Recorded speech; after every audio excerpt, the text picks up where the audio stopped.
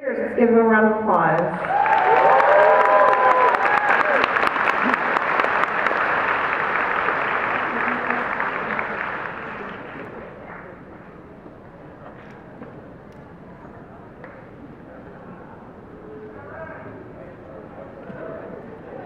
Invisible. What? All right, all you time lords and time ladies of DragonCon, how the heck are you guys doing this fine Friday afternoon? Saturday! It's Saturday already! It's crazy. DragonCon messes with me because it feels like it's lasting for a month in a good way. In a good way, except for my sleep schedule. That suffers somewhat.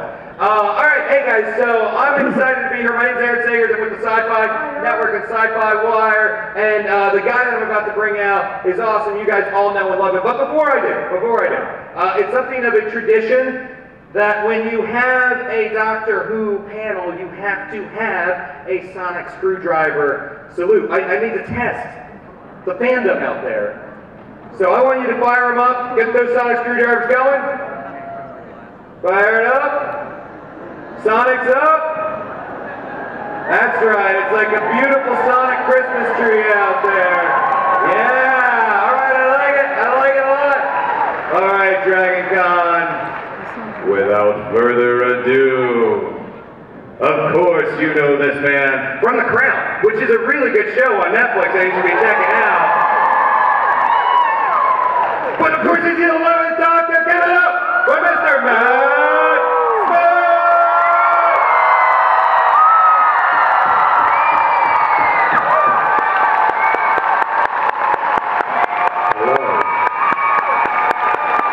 DragonCon. Woo!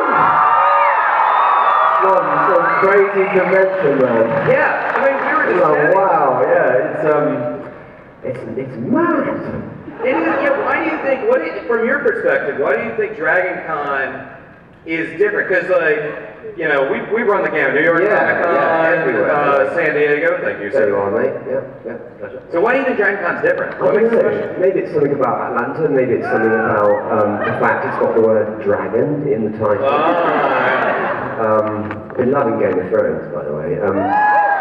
I have absolutely no idea, but there's an energy and a spirit of lawlessness which I like. Yeah. And they give us like notepads. What is this? Yeah. There's going to be a quiz at the end. Yeah. All I do is I doodle the same doodle. Well, like the sort of same but different doodle. That's good. That's like a Picasso right there. Well, flattery will get you everywhere. We can give those to someone at the end. There we are. Well, actually, they're not very good, but beautiful, lovely. Actually, no. So I have a question for you. As far as I mentioned, The Crown. Congratulations, season 2 is happening. Do you think it's harder as an actor to portray a character that other actors have portrayed, the Doctor, step into that role, or is it more of a challenge to play a person that exists in the real world? Yeah, I think that's a really good question. I mean, both sort of have their challenges. The interesting thing about those two characters, weirdly, is that I sort of feel like they're both aliens in a strange way. Because Prince Philip is an alien in his environment, in the same sort of, he comes in, no one really likes him, he doesn't fit in, and there's a similar alienness. But I think in both kind of instances, you want to get them right. Yeah. Who is a massive pressure because people are like, do not break Doctor Who. And you're like, oh God, please don't hate me. And then everyone hates you before you said anything, unless you're Jodie Whittaker, who everyone loves. Yeah. Rightly so. So they both sort of present a very interesting challenge. Well, it's like I would imagine with both, because you can't look at the previous actors for the Doctor and be like, lean too heavily on them. You got to make it your own. But also with Prince Philip or Maplethorpe, I know you're working on the Maplethorpe film. Yeah. you have to honor the spirit but not become mimicry or Exactly, and that's the really fine line between, you know, when you're playing someone who's real, you want to get them right and have a flavour and an instinct and a tone of them, but also on set every day, you want to be inventive and creative and you want it to live on screen. And, you know, Doctor Who is a bit like playing Hamlet. It's got to be very singular, it's got to be yours, it's got to be your version and your interpretation. And then I suppose in many ways playing someone in real life is a bit like that. It's all a bit of a mystery really, being an actor. I'm still trying to work it out, God knows. Well, how do you think Doctor Who made you a better actor? Oh God, in every way. I mean, I owe just everything to Doctor Who really. I mean, just the process of every day going on set and having to learn all those lines and the practice of being around a film crew 9 months a year, and that part, that brilliant part, which just, yeah, it was the greatest part of my life really. I miss him. I miss playing Doctor. But then you get to be a fan, which is wonderful. Well, thank you very much. I didn't hear that, but it sounded very, very affectionate. It was like, oh, I hate you. In a very excited tone. Like, what? Oh, thanks very much. Yeah. Well, let's go ahead and throw it out to an audience question. We have so many people out there and microphones that exist that I don't see. So, oh, hey, they're over there. Hey, microphone people. Hello. Okay, we're gonna throw it to you. I see blue hair. Looks like a Rick. Yep, Rick. Do you know him? Oh, sorry, this is a character. Sorry, I thought I was like, oh Rick, hey man, how's it going? Sorry, I've just embarrassed myself. There's a great animated show called Rick and Morty. Yeah. Sorry. Rick. Oh, hey Rick. Please. Hi, Peace Among Worlds. Matt, I wanted to ask you, so there's always a huge, struggle within the Doctor Who fan community whenever a Doctor changes and everything. Yeah. There's always the cycle of, no, we don't want this one to leave, we don't like the new one because he's coming in. Try following David Tennant. Right.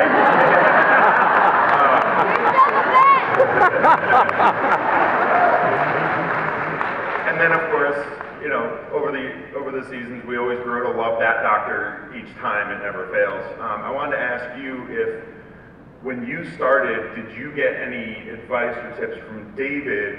And also, when Peter took over, was there any advice or knowledge that you passed on to him? Yeah, that's a good question. Thank you. I said to Peter one thing. I said, listen to no one. Because the thing is, when you're playing the Doctor, everyone has an opinion on how you should do it, on what costume you should wear, on just everything, because we love it. But, it's like I said earlier, it has to be really singular.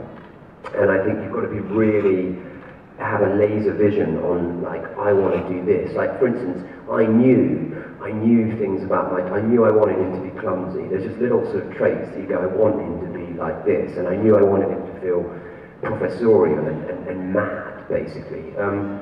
And David was very generous because he is just a generous, lovely, lovely man. And and we talked, and I passed the same thing on to Peter. And as soon as Jodie got it, I phoned her and went, you're in for a ride, mate.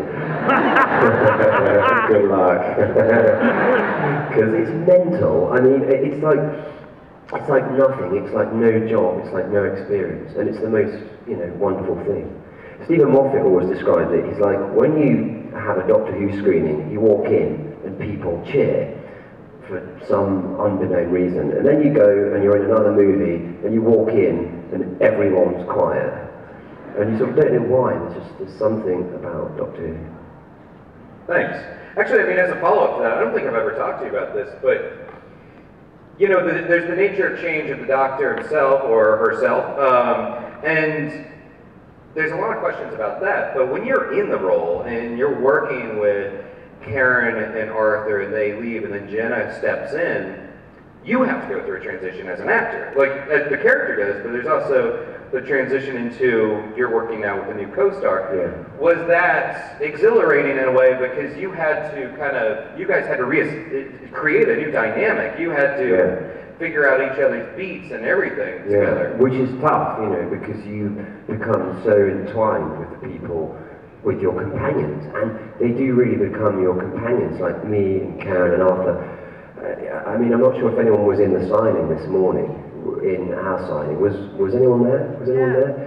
Like, you probably saw when me and Karen and Arthur and Alex all saw each other and go, oh, that's sure. You know, it's that you become really close. But luckily, I got Jenna, who's wonderful and lovely. But it is, that dynamic's so strange, and also my doctor just loved Amy Pond so much. I found that very hard to let go. Yeah, but then, you know. See ya. He's a bit of a cat. He's a total cat. He, you know, travels around the universe with hot chicks the whole of his life. Does what he wants, when he wants, how he wants. He's just, you know. Yeah. And now we'll be traveling around the universe with hot dudes, or hot chicks, or hot Silurians, or... that's the thing, you know, hot dudes as well. I mean, he had Rory Pond. I just used to love it with Arthur as well, you know, we'd like read scripts and then I'd phone it up and I'd go, yeah, you're dead again. Oh, what? Really? Oh, no, man. Take another question, I guess, on this side, please. Hey Matt, thanks for being here. Oh, your first scene where you're eating all the different foods and everything, and you finally decide you like fish sticks and custard, was that you or the writing, and how did you deal with eating that? Oh no, I can never claim that that's me. That's the genius that is Stephen Moffat. I just loved that when I got it, and also I just thought it was the most brilliant romantic way to meet a companion, and I loved also that it didn't really become a romance, but actually the way he met her was just so gloriously romantic. And then, yes, I ate 12 of them, but I love custard, and it was a night shoot, and then, yeah, I tried some fish fingers, and then they also made me these little coconut cakes covered in, like, orange stuff. But I liked them, so I just ate them, and there was a little girl there who was eating, you know, there was a little kid in there who was eating ice cream, and it was like we're having a sort of midnight feast in real life and narratively, which was, you know, cool and weird. And that was Karen's cousin or niece? Karen's cousin, yeah. Yeah. Cool. Hi, over here. Hey, I have a question about your time on The Crown, because I'm a big fan of The Crown, but I'm also a big fan of Dexter. So I wanted to know what it was like for you to work with Michael C. Hall and what we should expect of his JFK. He's amazing, that guy. He's like the most charming man on the planet. I really like, and also I loved Dexter. Well, I loved early Dexter, you know. Well, no, listen, everyone's allowed an opinion, right? It's, you know, I thought that, I think it's a shared opinion on I think even Michael had a shared opinion on the end of Dexter. Yeah, and look, I think the best season of Dexter is Lithgow, you know, I mean... Yeah, I mean, you also worked with. Yeah, he's just a dream, I mean, but Michael is amazing, and he's a wonderful JFK. And he's got this, I mean, he's a brilliant actor, but also I was just very struck at sort of how cool and charming and sort of, you know, brilliant he was. And I love Dexter, so I was, you know, it's weird, that thing, when you're working with people. I mean, and I had it with Lithgow totally, but you can't help but be slightly starstruck because you've watched them.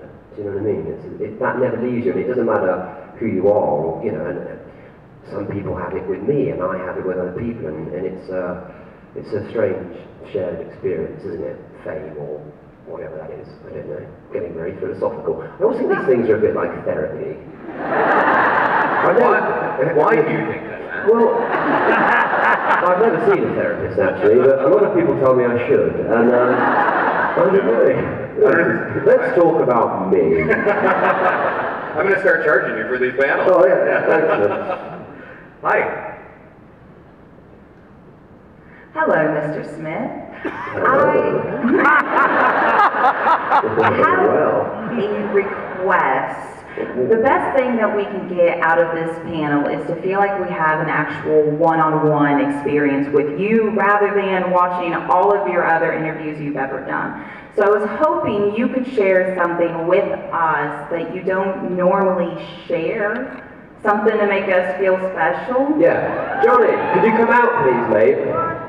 So, I brought one of my closest, oldest friends over from Northampton, who is a great friend. Johnny! And I'm going to share Johnny with you.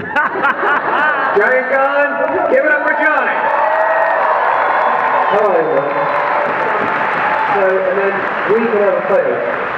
And Bonnie, Yeah. come out, and then let's all have a photo together. And that's special, isn't it? So that I can get my friends in, and you can get me getting my friends in, and hurrah! There we go. Thinking on the spot here, guys. I'm thinking on the spot. This is my other best friend, Alex Bond. So yes. Would you mind? Come on, boys, get in. You can all get in as well, guys. You get in the middle. Turn around. All right. Smile, DragonCon, okay?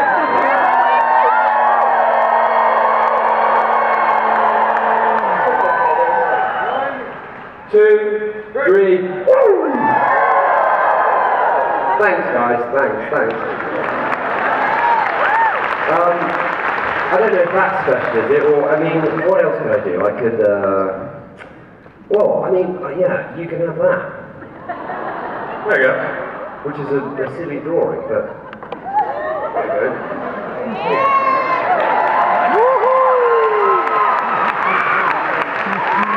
you go. Were you a goofy kid?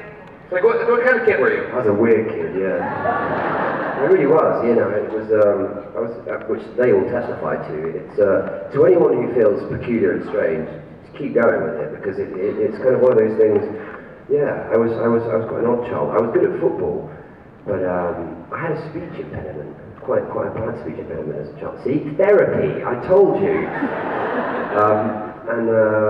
Yeah, you know, I look back and I was quite odd. I was quite an odd child. I was quite sort of misplaced, but had good friends, good family. So, Do you think that kind of preps you for?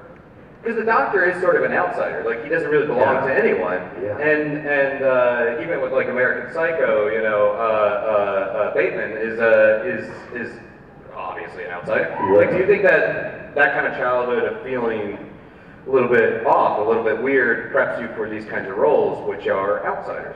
I mean, you know, maybe. I think so. I sort of always gravitate towards those alien type of characters. I think subconsciously, probably, but who knows, really? It's a strange and wonderful thing, being an actor, because you get to dip into all these odd sources and all these odd memories that you have as children. But like I say, anyone that feels odd and peculiar, continue thus. Yeah. All right. Thank you. Over here. Hi. Hello? Me and my best friend both aspire to be actors. That is our ultimate goal in life. And I'm sure you get this question all the time, but is there any advice to pass on to us? Yeah, well, if it's your ultimate goal, continue down that path and never give up, firstly, without hesitation. Try your best, always. Work harder than the person who's next to you, if you can. And I think, you know, immerse yourself in the world of film and theatre, read plays, and nowadays there's YouTube, and you can, I think if you can try and be at the hub of the idea and spend as much time in your imagination as possible, maybe that's why these things are amazing, actually, because we all get to spend a bit of time in our imaginations and be creative and dress up. And actually, as children, we do that all the time, wouldn't we? We dress up and we pretend, and I think, you know, we've lost a bit of that in the world. We've become a bit more cynical about everything. So, you know, I just think, keep going. But, like I say, try and immerse yourself. If you find an actor that you love, watch all of Jack Nicholson's movies, you know, watch all of Daniel Day-Lewis's movies, watch all of Doctor Who, damn it. And just try your best to be creative, whatever that means to you. I don't know. Good luck, ultimately. It's hard. Thank you. Yeah, it really is like a creator's market out there as far as like, and I mean, I look at these guys like doing podcasts, doing web shorts, creating amazing cosplay. Like the world is good for creators right now. Yeah. Anyone can do it. Yeah, man. I mean, like last night, I came down from Fan Expo in Toronto, and I got in my hotel room, and there was this backdrop, and there was like a costume parade. Obviously, there was a costume parade. I don't know if it was last night, but some of the costumes were like insane, amazing. Such craft, really. Yeah, it's amazing. Yeah. Hello. Hi, I was just wondering for American Psycho. As in, like, weights and stuff. Oh, singing, as in all of it. Sorry, Yeah. I wasn't too specific. Did you actually kill people? Yes. Yes. That would be something that you don't share with most people. Yeah. I am secretly the real life Dexter. No, yeah, I mean a lot, because basically what happened with American Psycho was I finished Doctor Who on the Sunday, and it was my last ever episode. So there was a rap party on the Saturday, where obviously it was 4 years. I was leaving Cardiff, we got really drunk, and then it was the Sunday, and then I started on the Monday. But it's a long and boring story, but I'd had a knee operation, and so I wasn't very fit, so I had 7 weeks to get really fit, and sort of, look like I was Patrick Bateman. And I'd never really sang. So there was a lot of singing lessons and a lot of training in the morning and a lot of eating and a lot of dance lessons and a lot of panicking and self-analysis. And I was honestly, I was so frightened doing that job. I was petrified. And I thought to myself, and this is the thing about being an actor, is that I thought, if I can get through this, I can get through anything. Because I'm so frightened and I'm just going to die on stage and it's going to be awful. The problem is that feeling keeps repeating itself all the time. And you sort of never really, maybe it's a good thing, but as an actor you never really lose that moment of feeling like it's your exams, if that makes sense. But, that's a good thing to drive people forward, I suppose. Yeah, because if you get too cocky, then it seems like that it shows in that performance, like yeah, or too lazy, or phoning it in or something. Yeah. Actually, we've talked before about playing a villain or even like playing the master. What is it about the Doctor that makes you want to explore sort of the darker components of that character? Yeah, well, I've always been really interested in the darkest parts of him, to be honest. Like, I don't know if you remember that moment with the Minotaur episode, where he opens the door and he sees something. And I always imagined that it's quite dark, I'm sorry there's children in the audience, but he sees all of the Doctors in a row, and they're all hanging from these nooses. And then there's just one noose, and it's his. And he's like, oof. And because when you think about him, when you actually think about him as a character, there's so much blood on his hands, and he's left so many people behind, and he's hurt so many people, which is why I think he has to be funny, because I think if he wasn't, he'd be in real trouble. He'd be a therapist's dream. Now there's an episode, just the Doctor and therapy. That actually would be amazing. You'd create a storm though, something would happen, there'd be a sinkhole down to some planet, something would go wrong. I'm trying to think who his therapist would be, and good luck to them. Not even River Song, but Alex Kingston herself could be like the therapist to the Doctor. Good luck to him, then. Yeah. Next question. Okay. This is a theoretical question for you as an actor. If you could play any role ever, past, present, or future, what would you want to play? Oh man, that's a good question. Look, it's really hard. It's really hard. Okay, what would I want to play? Any role ever, past. It's like, what's your favourite album? It's tough, right? Look, I'll be honest about it. My favourite superhero is Batman. Batman would be fun. The Joker's always fun, isn't it? That would be cool. But then there's all those great classics. What are the classics? Jack Nicholson's done some good stuff. Cuckoo's Nest, that's a great part. I'd love to play that. Anything that Daniel Day-Lewis has done. I don't know, it's a really good question. I want to think about it and get it right, really. Ace Ventura. Although no one can do it like Carey did it. I mean, that was just, I love those films, so good. Geez, like the more you said the Joker, but Damn it, man, I can see it. Like, I can really see it with you. Maybe I'll have to do it in my room this evening. The physicality that you brought to the Doctor, but then, I mean, in a way, there is that darkest version of the Doctor in the Joker, this agent of chaos. Yeah, exactly. There's something about, I'm really interested in that version of the Doctor, actually. I think, I mean, and I think actually that's where, if I'd have stayed on, I think that's where it would have gone. I think that's where my next season would have probably gone, which would have got really, I probably shouldn't talk about that, but there was anyway. Coulda, shoulda, woulda, didn't. Well, Scorsese's producing a Joker movie, so... Yeah, well, I'm sure he'll be on the... I mean, God. Joker. Yeah. Next question, although, you'd be a really good Joker. Next question. Hi, Doctor. Oh my God. Hi. I'm sorry, I'm so nervous. Don't be nervous. There's only 5,000 people in the room I just wanted to tell you that, like, I've been watching Doctor Who since the 80s, but... It wasn't on in the 80s. Well, No, Peter Davison was my doctor. Yes, very good one he is too. And, I've always enjoyed the show, but I've never felt so close until you were the doctor. Thank you. And what's funny is, I think it was the day before your episode aired, I found out that I had stage 3 leukemia. Oh, that's awful. I'm so And sorry. like I told Alex Kingston yesterday, I got the honor to talk to her, and you, the way you were, you're really socially awkward. I could so relate to you, and you gave me this hope. And after I ask my question, I would love to get a hug from you, or at least shake your hand. Yeah, but I've got one extra picture here, which I can...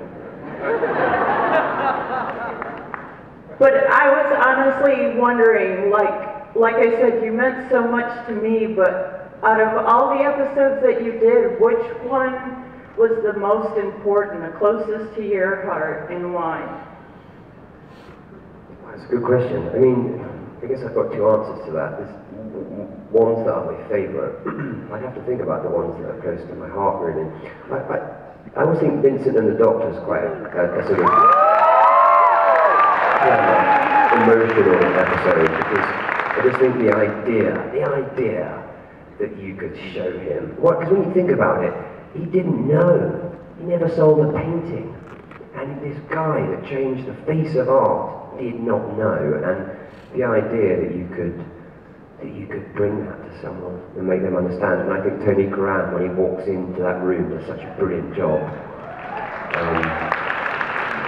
But my favourite is probably the 11th hour, because of just personal reasons making it and stuff, which was I was under a lot of pressure for that episode, and I was pleased with how it turned out in the end. And this is for you. There you are. What's your name? Joe. Joe. Nice to meet you.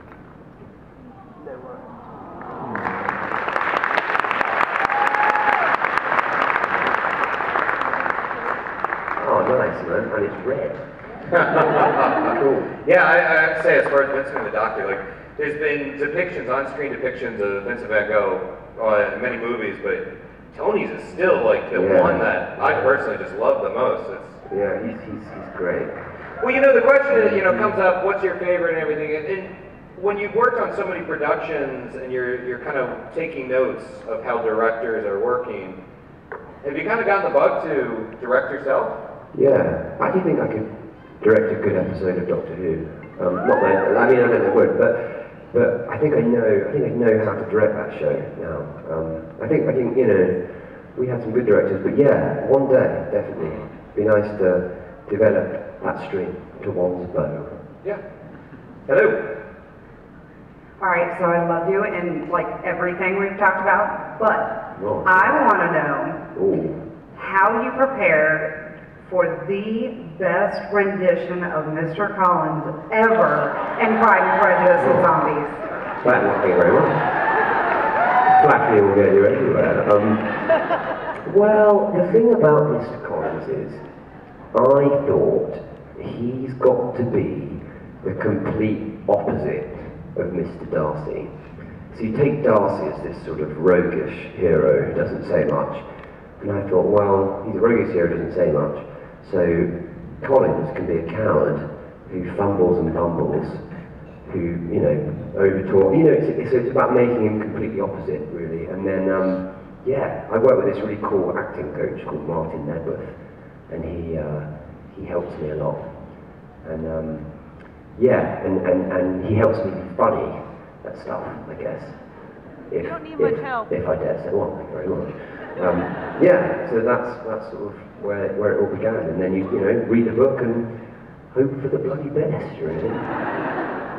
How important is it to have either an acting coach or someone that you look to that can kind of call you out, that can be like... Really important. I mean, I wish I'd had him when I was doing Doctor Who, actually, because I mean, that was the first time that I worked with him, Martin, and he's really great, because they stop you being superfluous. And I have quite a lot of energy, and sometimes that can override, and he's good at going, no, you're being that, you're not being, you know, and he stops you being wasteful.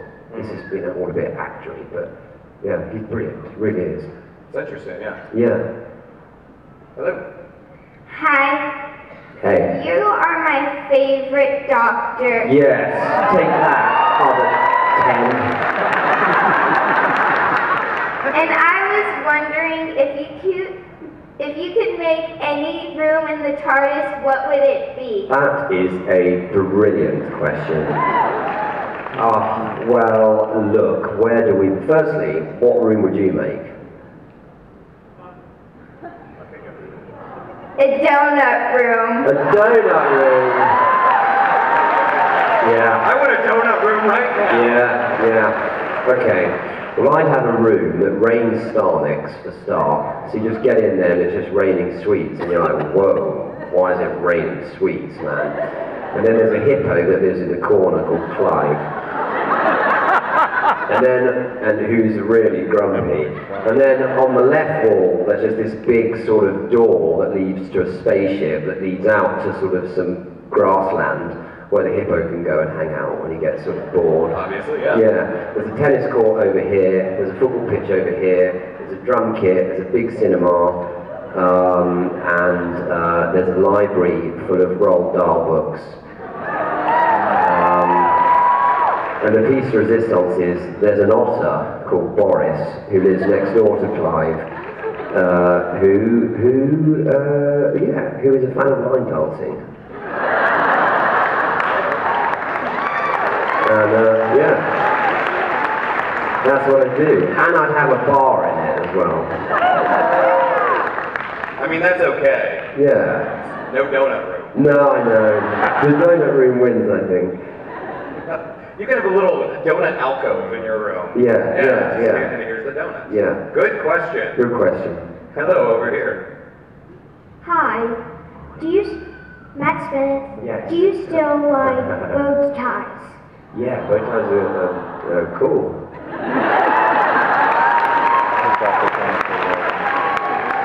They are. See, that was where it all came from. Like, kind of Stephen Moffat's like, you can't wear that. And I'm like, cool, man, it's a bow tie. Do you know how to tie your own bow tie? Absolutely not. I feel like that's scandalous. Like, I'm so sorry. Yeah, no, it's a clip-on. There you go, that's something that I don't think is out there. Who tied their own bow tie this morning? There's like 1, 2, 3, 4, 5, 6. I don't believe some of you guys. Yeah. You're wearing a t-shirt. I can't tie a bow tie. So, alright, next question. Hello. My first episode of Doctor Who ever was your first episode as the Doctor. Yeah. And personally, that's the episode that I always recommend people watch first, because I feel like that episode really embodied who the Doctor is and is a great entry into the series. So I'm wondering, when you recommend Doctor Who to someone who's never watched it before, what episode do you recommend they watch first? Can it be one of my own? Look, if it was one of my own, I'd say The 11th Hour or Christmas Carol. I think it's quite a good one. If it was one of Tennant's, I would say, I like the one with the wolf. I love the one where he meets the devil. That's a brilliant episode. If it was one of Eccleston's, I would say... See, I love Eccleston. Probably the Dalek episode. Yeah, he's great, isn't he, Chris? Oh no, I'd say Stephen's one. Stephen's the Are You My Mummy thing. Yeah, it's tough, but if I were to recommend, you know, one of my favourite ever Doctor Who episodes, and not many of you will know this, only the old among you, is Tomb of the Cybermen. With Patrick Troughton. And for any of you that haven't seen that episode, go and watch it. Honestly, we've never got the Cybermen as good as in that episode, I don't think. They've never been as scary. Mm-hmm. Yeah. I was really hoping for Tennant's episode, for David's episode, you're going to say, the one where he regenerates into you. Yeah, that's favorite. Was a good one. Well, I mean, you know, the last sort of 10 minutes were particularly interesting, but... Fast forward to most of that stuff, and then get to the important bits, yeah. Hi. Hi, I've got a question for my 10-year-old niece, Katie. She's in Michigan and sadly could not make it to DragonCon. Okay. She absolutely adores you, and her favorite episode is also the one with Van Gogh, but since you already answered that, she wanted to know what you thought happened to the Paternoster gang, and if you think that maybe they're alive in an alternate timeline. The Paternoster gang? The Potato and I forget their names right now.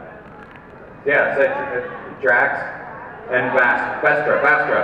Ah, yes. And Jenny. Ah, sorry, excuse me, how embarrassing. Yeah, I loved them, they were great, weren't they? Drax, he's the funniest guy as well, like, he'd give him any line, and you're like, what dude? I don't know, I always thought that would be quite a good spin-off. Those three. I always thought that would make quite a good, like, you know, those, and then the Doctor could sort of hop in every now and then. I don't know, I think they're off, like, you know, travelling around the universe. Jenny's just being really hot somewhere. Drax is just looking all sort of nuts, and, it was Vastra. Vastra Devara, yeah, she was cool, wasn't she? Lizard. I don't know, that's a very good question. I will ask Stephen Moffat. Yeah. What they're up to. I did actually see a Vastra cosplay out there somewhere that was amazing. Really? It was amazing. So just a shout out to that person. So next question. Hi, my name is Eternal Zan, and my question is, cool as a fan, oh, I'm sorry, what? Cool name. Oh, thank you. As fans, one of the things we really love about Doctor Who is the constant surprises that you give us as an audience. So my question is, what's the most surprising thing you came across in a script, or just something that happened that really pleasantly surprised you? Wow, I mean, there's so much. I mean, anything with River Song, the whole River, Amy Pond, baby stuff, because he kept all of that from us. So we would read, and then we'd ring each other up and go, oh my God, Amy Pond, you know, all this, you know, Melody Pond, oh my God, what the hell, Arthur, you're dead. Oh, man, really? Oh. So that sort of stuff was amazing.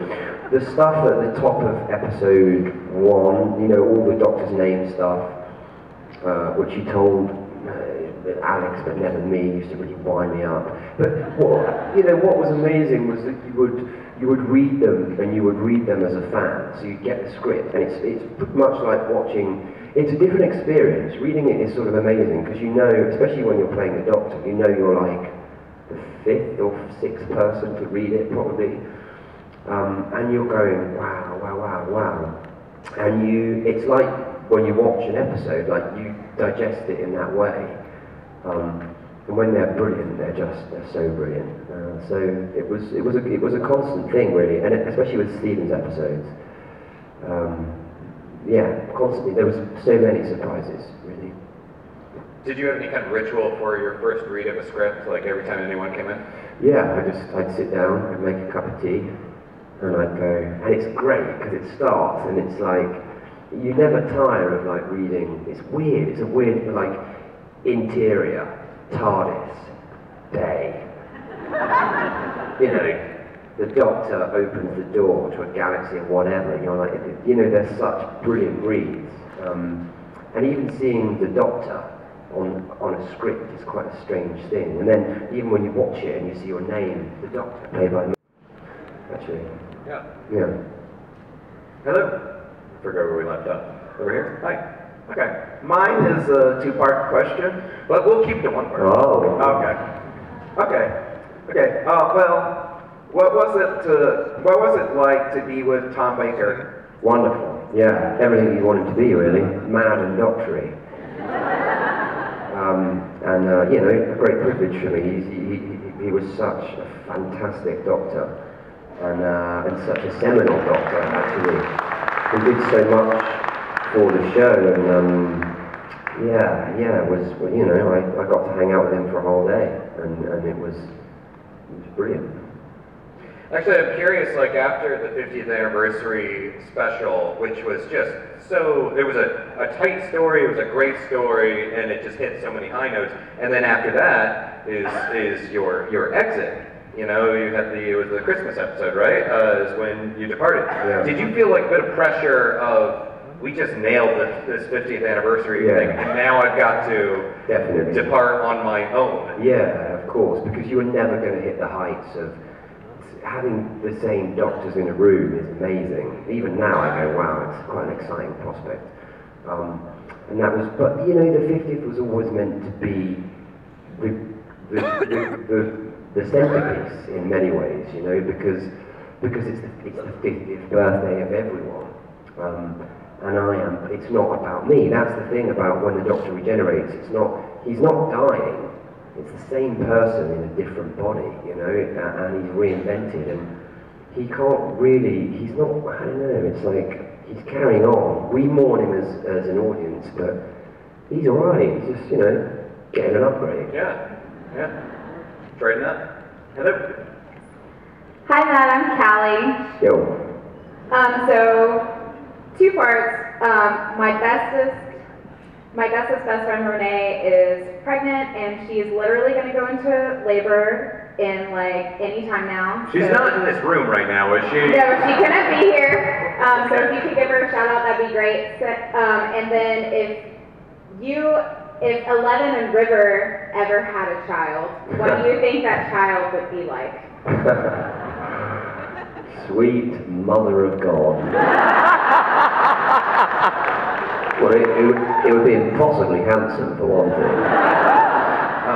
Look, anyone that gets to have a baby with Alex Kingston is going to have a wonderful baby and a wonderful time, frankly. But the Doctor can't have a baby. I don't know. It's like he needs a parent half the time himself. Do you know what I mean? What would he do? It would be just a complete, I don't know, what he'd just be like, what are you, small thing? But look, I think it would be an amazing child. I'd like to meet it, if I could. And what was your friend's name?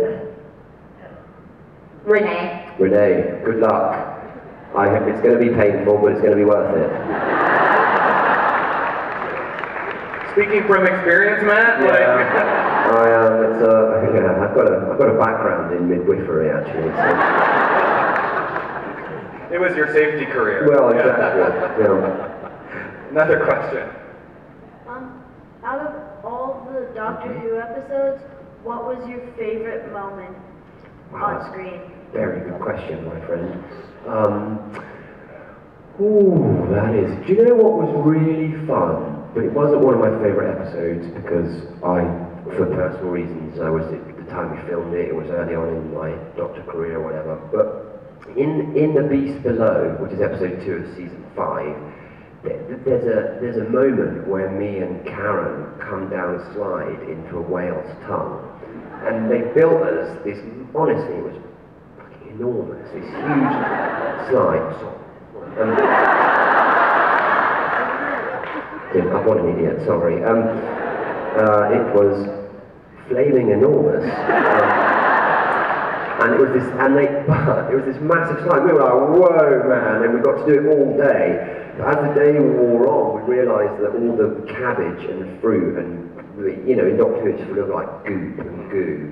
It got really cold, but it was fun because we got to slide down. And then there was another day where I got to play football all day, which was just my dream job. I was really happy. Yeah, that was the episode with James Corden, right? Yeah. Did you have to?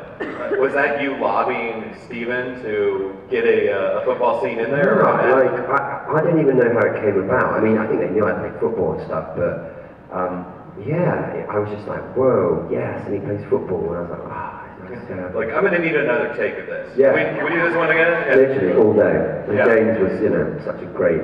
He'd be a brilliant companion. Yeah. Great. Yeah. He's a little bit busy right now, but yeah. Pretty busy guy. Yeah. And I think we're winding down, but we have time for maybe a couple more questions. I don't have my cue yet, so. Yes, the doctor has all the time he needs, but we don't. So this must be the last question. All right, cool. I'm Brent. You're my favorite doctor. Yes, and take that out of the 10. I was wondering what the best prank that was pulled on you on set. Pulled on me? I was the prankster, not the prankee. But what was the best prank? I mean, me, Arthur and Karen were constantly sort of jazzing around. But I was really the one pulling the pranks, to be honest. And I used to hide in Karen's trailer. In her shower. Because she's jumpy, she's quite a jumpy person. And I sort of jump out and she goes. Anyway, one day, it sounds really bad, but one day I did this. And I jumped out and I frightened her, and she was so frightened that she cried. Oh, don't do that, it was hilarious. And I'd do things like that. It was just anything that would wind Karen up would just make me so happy. Such a sadistic note to go out on. Yeah. But, hey, DragonCon, you guys are awesome. Yeah, man. Go for this, guys. And give it up. Have the best time. Be